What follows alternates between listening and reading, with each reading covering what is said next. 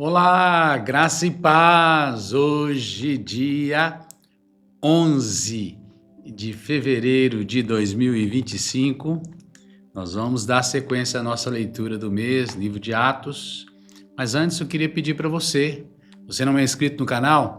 Se inscreva no canal da igreja. Não se esqueça também de curtir os vídeos, de compartilhar com seus amigos, irmãos. Ative as notificações, o sininho aí para você receber. Sempre que tivermos um vídeo novo, uma transmissão, você recebe em primeira mão aí. Isso é muito bom. E não se esqueça de fazer comentários, participar no vídeo, fazer perguntas, tirar dúvidas. Estamos aqui para crescermos juntos, tá bom? Tendo dito isso, quero compartilhar com você o capítulo 11 hoje do livro de Atos. E diz assim: Chegou ao conhecimento dos apóstolos e dos irmãos que estavam na Judéia, que também os gentios haviam recebido a palavra de Deus. Quando Pedro subiu a Jerusalém, os que eram da circuncisão o arguíram dizendo: Entraste em casa de homens incircuncisos e comeste com eles. Então Pedro passou a fazer-lhes uma exposição por ordem, dizendo: Eu estava na cidade de Jope orando e num êxtase tive uma visão de que observei descer um objeto, como se fosse um grande lençol, baixado dos céus pelas quatro pontas e vindo até perto de mim. E fitando para dentro dele os olhos, vi quadrúpedes da terra, feras, répteis e aves do céu. Houve também uma voz que me dizia: Levanta-te, Pedro, mata e come. Ao que eu respondi: De modo nenhum, Senhor, porque jamais entrou na minha boca qualquer coisa comum ou imunda. Segunda vez falou a voz do céu: Ao que Deus purificou, não consideres comum. Isso sucedeu por 3 vezes e de novo tudo se recolheu para o céu. E eis que na mesma hora pararam junto da casa em que estávamos 3 homens enviados de Cesareia para se encontrarem comigo. Então o Espírito me disse que eu fosse com eles sem hesitar. Foram comigo também esses 6 irmãos e entramos na casa daquele homem. E ele nos contou como vira o anjo em pé na sua casa e que lhe dissera: Envia a Jope e manda chamar Simão, por sobrenome Pedro, o qual te dirá palavras mediante as quais serás salvo tu e toda a tua casa. Quando, porém, comecei a falar, caiu o Espírito Santo sobre eles, como também sobre nós no princípio. Então me lembrei da palavra do Senhor quando disse: João, na verdade, batizou com água, mas vós sereis batizados com o Espírito Santo. Pois se Deus lhes concedeu o mesmo dom que a nós nos outorgou quando cremos no Senhor Jesus, quem era eu para que pudesse resistir a Deus? E ouvindo eles essas coisas, apaziguaram-se e glorificaram a Deus, dizendo: Logo também aos gentios foi por Deus concedido arrependimento para a vida.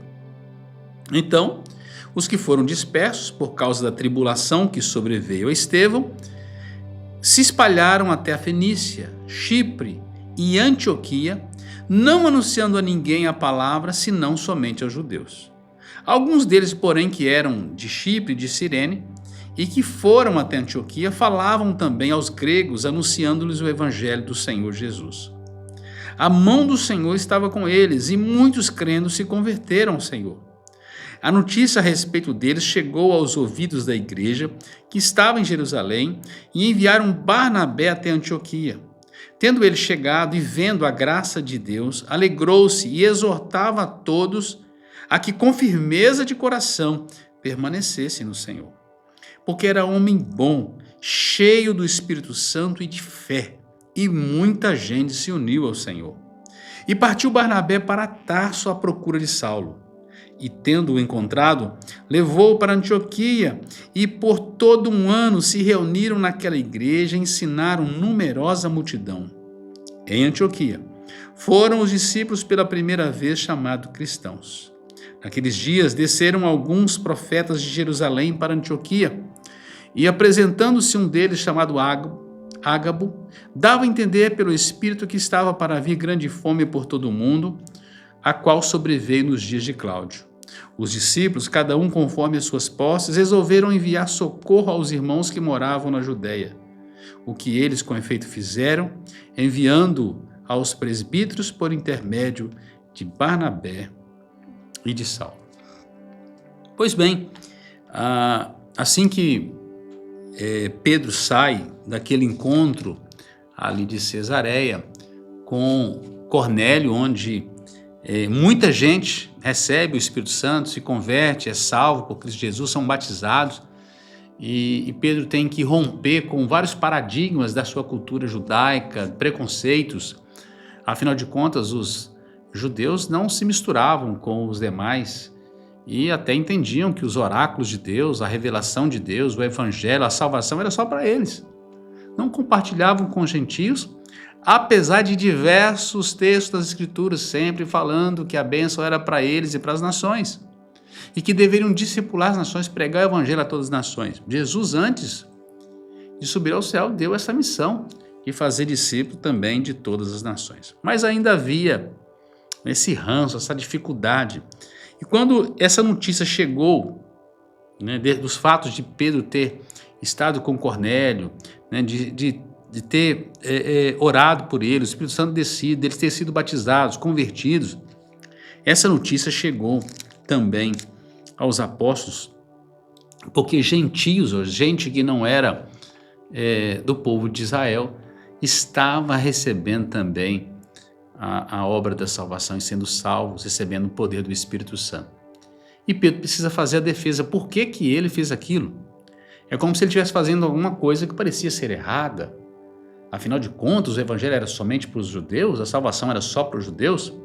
Bom, Paulo vai escrever nos Romanos e ele vai falar muito sobre isso, tá? Você pode ler todo o livro, a carta de Paulo aos Romanos, que trata bastante sobre esse aspecto.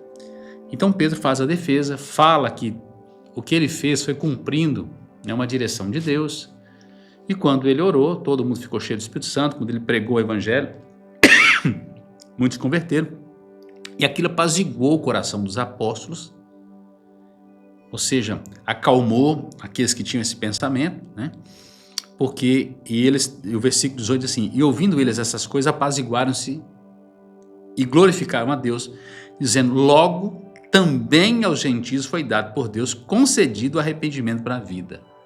Ou seja, Deus também salva aqueles que não são judeus. Com certeza salva.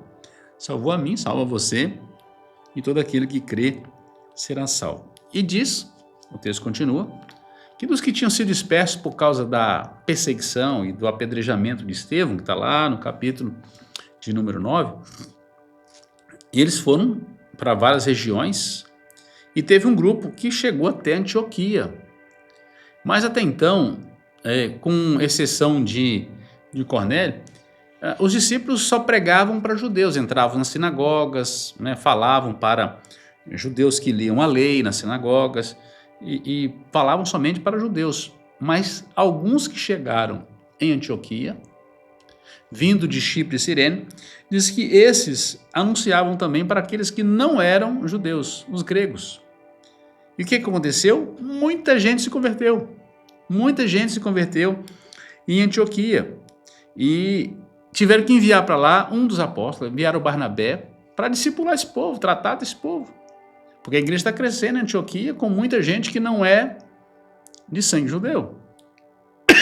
Pois bem, muitos convertidos ali, muita gente sendo transformada, e esse homem cheio do Espírito Santo, que era Barnabé, ele vai discipular, só que a missão era muito grande. Diz que ele sai dali, possivelmente lembrou: poxa vida, agora é hora de chamar Saulo de volta. Saulo havia sido enviado para Tarso, mas agora, no capítulo 9, agora ele é muito útil, já passou alguns anos.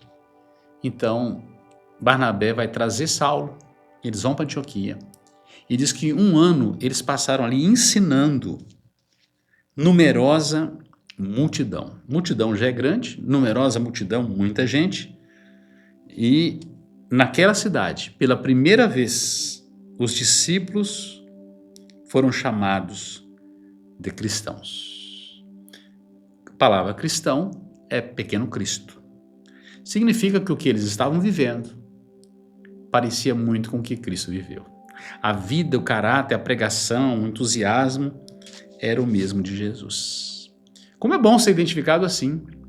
Se você é um cristão, você representa o Cristo Você precisa viver como Cristo, imitar a Cristo em todo o tempo, pelo seu pensar, pelo seu fazer e pelo seu falar.